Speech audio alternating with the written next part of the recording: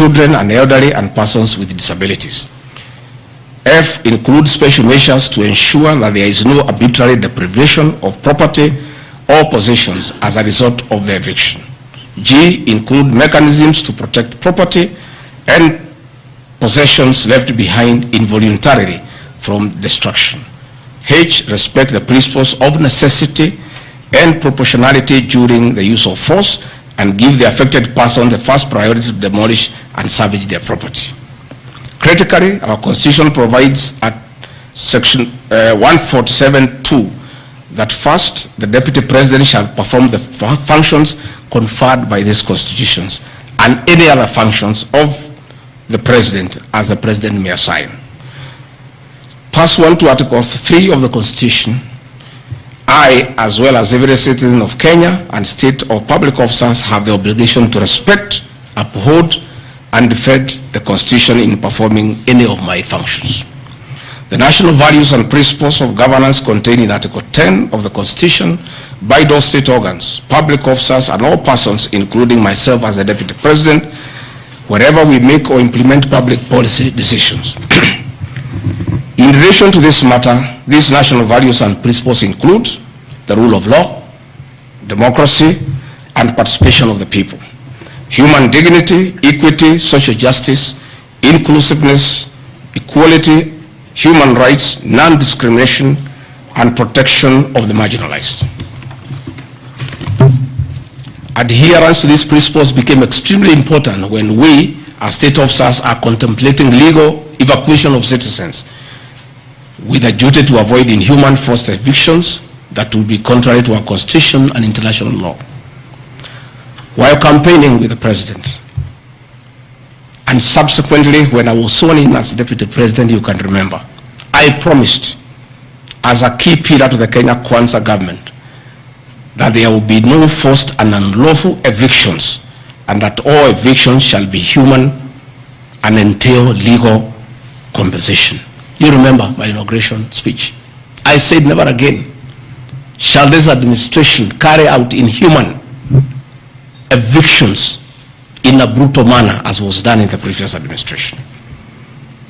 I and my office, the Office of the Deputy President, have undertaken extensive engagement with all parties in regard to the cabinet decision on eviction, which I fully support, including the Nairobi River, which is an entity under the ODP and County Government of Nairobi.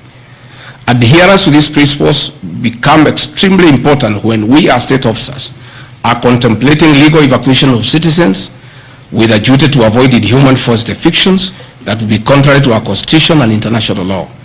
Guideline number 6 of the United Nations General Assembly, guidelines for the implementation of the rights to adequate housing, prohibits forced evictions, and the state should ensure that any eviction under domestic law are fully compliant with international law.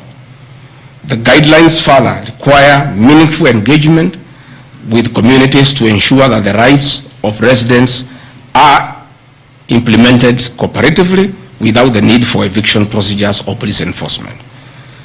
I have supported the implementation of cabinet directives on the eviction, safe for the fact that on being informed that each person residing at the Nairobi River was being evicted and paid only 10,000 shillings, which I and many other Kenyans felt inadequate compensation for eviction. I insisted that the government should abide by constitutional dictates and international norms while implementing any cabinet decision, including eviction, and maintain the dignity of citizens of Kenya facing evictions. My statements did not and cannot be construed to undermining the President, because the President, like me, sought to defend the very Constitution. I hope I'm very clear. Am I clear? I cannot, I will not oversee, supervise forced, brutal eviction against the people of Kenya. That I will not, and I can't. President William Ruto and I on the campaign trail gave a solemn undertaking to the people of Kenya that under our administration that will never happen. So when I was asked to oversee brutal,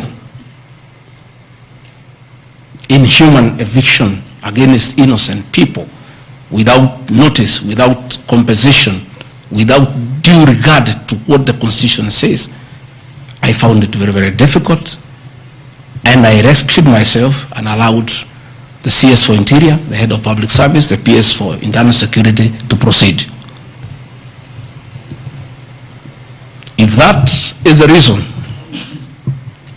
why Rigathi Gachagua should be impeached as Deputy President of the Republic of Kenya and sent home for refusing to undermine the Constitution, for saying no to brutal and inhuman eviction of poor Kenyans, let it be.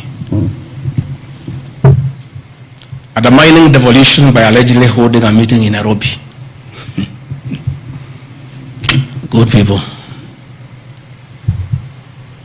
I'm sure you are as embarrassed as I am. That a deputy president holding a public meeting to talk to the people of Kenya is undermining devolution. To start with,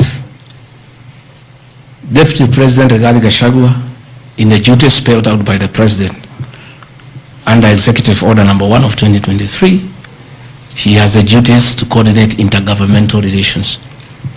I work with the governors. This is the home of devolution. I hold meetings with the governors every day. I chair IBEC. I cannot be accused,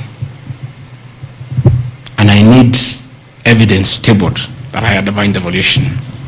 The motion alleges that on 29 September 2024, I unlawfully interfered with the running of the Nairobi City Council government by holding a public rally where I allegedly incited citizens against law of directives of the county government on planning and relocation of markets. This is my response.